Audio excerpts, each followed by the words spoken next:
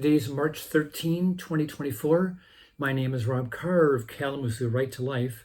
This is Pro-Life Week. Well, the die is cast.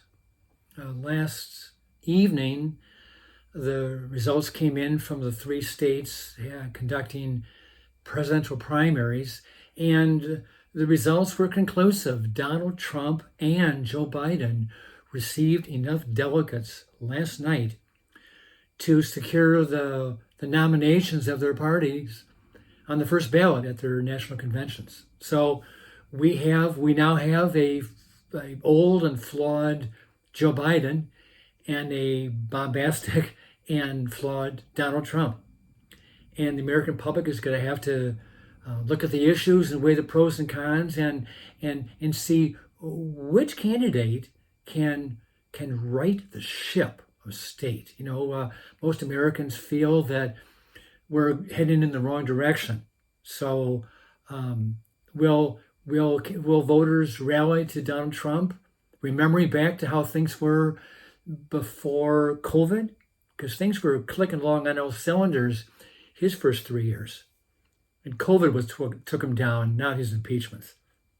Or do they want to maintain the status quo and hang on to Joe Biden and hope and pray that he can live 3 more years, because we don't want to deal with President Kamala Harris. We don't. So that's where things stand. True, we have Robert Kennedy Jr., we have Jill Stein and Cornel West. We do have these minor candidates who can siphon off some votes. And especially with Robert Kennedy, will he take more votes away from Joe Biden than Trump? And I think the conventional wisdom is yes, because of his strong ties as a Democrat in the past, that he will take votes away from Biden. But time will tell on that. But I got to thinking about presidential politics and the issue of abortion and who was the most pro-abortion president and the most pro-life president? Well, when it comes to being pro-abortion, they've all been bad, but I think Joe Biden really has been the most pro-abortion president in American history. I mean, more than Barack Obama and much more than Bill Clinton. You remember, Bill Clinton was the guy that said that he wanted to see abortion safe, legal, and rare. That is not the case anymore. Democrats don't want rare in the sentence. They want to see abortion as often as not, for any reason or no reason, no exceptions, no regulations, no restrictions, pure, unadulterated right to abortion, period. Okay. But Joe Biden, remember what he said last week in the State of the Union address? Give me a Congress and I can codify Roe v. Wade and make it the law of the land again. Protect reproductive rights. Well, that's our Joe Biden. That's Joe. The man who claims to be a good card-carrying Catholic, so to speak, who agrees with his church's teachings on human life, but his heart is far away from the teachings of his church. His heart is with the pro-abortion zealots in this country. Okay, but when it comes to being pro-life, we had Ronald Reagan, and he was our first pro-life president, and from then on, we have had a string of pro-life presidents. At least, they may have had exceptions for cases of rape and incest, but in general, the Republican candidates have been pro-life. And then Donald Trump, we come to Donald Trump, and I can't say that he is the most pro-life president, but I would say that he is the most consequential president, because during his first term, he was able to secure 3 new Supreme Court justices who in turn voted with a majority to overturn Roe v. Wade in the Dobbs decision. A monumental decision that returned the issue back to the states. Now, true, there have been consequences. There has been some collateral damage in Michigan and Ohio especially, you had pro-abortion groups launch petition drives, put something on the ballot to enshrine abortion rights in state constitutions. And we've lost some of those battles. That's true. But we still do have about 24 states in the country where abortion is basically outlawed. And that's a good thing. And Dobbs really is a good decision. Understanding that there may be places where we don't necessarily win. I understand that. But in general, the Dobbs ruling was a good, fair decision that did return the issue back to the states. Okay, so to turn the corner, I was listening to a program on the internet this morning, and the person was talking about the horror, the shame, the genocide. That 12,000 children have been killed in Gaza in the last several months in this Hamas-Israeli war. And whether or not that 12,000 is an accurate number, I don't know.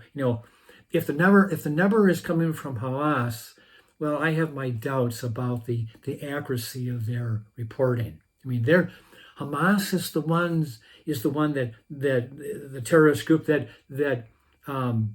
hides behind civilians. They're embedded with civilians, and they use the civilians as shields. In a case like that, you are going to have civilian casualties. You are. And it's tragic. And I don't want to belittle the fact there may be thousands of innocent children, Palestinian children, killed in this tragic war. I understand that. But, I as an editorial aside, the war didn't have to start, because if Hamas had released those 260 hostages when they were told to, this war would not have happened like this. It would not have happened. But they didn't release them, and Israel says, we're going in to get them. And there is collateral damage.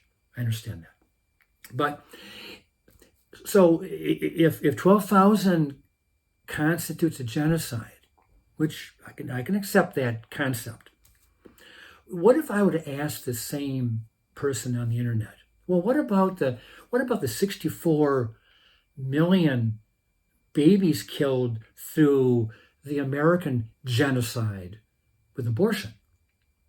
64 million since 1973. That's a lot of babies, innocent babies, killed, slaughtered, dismembered by abortion. Well, you know what he's going to say. That is not a genocide, because abortion is not killing. Abortion is just ending a pregnancy because a woman has autonomy over her body. My body, my choice. And she can choose whether or not she wants to have a family or not. It's her choice. It's her right. And the government should not have any kind of right to impose on her that right. Okay. So you say to him, well, the science is clear that new life begins at conception. Oh, that doesn't matter. Or that a fetal brainwave. A brainwave is first detected at like 28 weeks, 28 days. 28 days. No, irrelevant. Or a heartbeat starts at 6 weeks. Doesn't matter. When you take an ultrasound, whose image is in that picture? Is that the mom's image, or is it the baby's picture? Irrelevant. Right down the line, you try to talk about the humanity of the unborn child, the basic humanity of that child, innocent in the womb. And the pro-abortion zealot completely disregards that, because to them, to Joe Biden, 100% of all the rights belongs to the woman, and 0 rights can be assigned to the innocent child. 100% for the woman, 0 rights for the child. And that's that difference between these two political parties, the Democratic Party and the Republican Party. there's this wide chasm in how these two political parties and two social movements, the pro-choice movement and the pro-life movement, they view the issue of human life. And like we're trying to send the message for this coming year that we're asking voters to consider that life can be the other choice. Give women all the tools, all the information she needs to make an informed decision, and that she can make a decision for life, for that other choice, not the choice to abort, but the choice to give that baby a chance to live. So I'm going to let you go with that. Going back to Donald Trump, and I'm going to finish here. Donald Trump is, for whatever flaws he has, he is and was the most consequential president, consequential pro-life president in American history. And with that positive thought, I'll let you go, and I'll see you next time.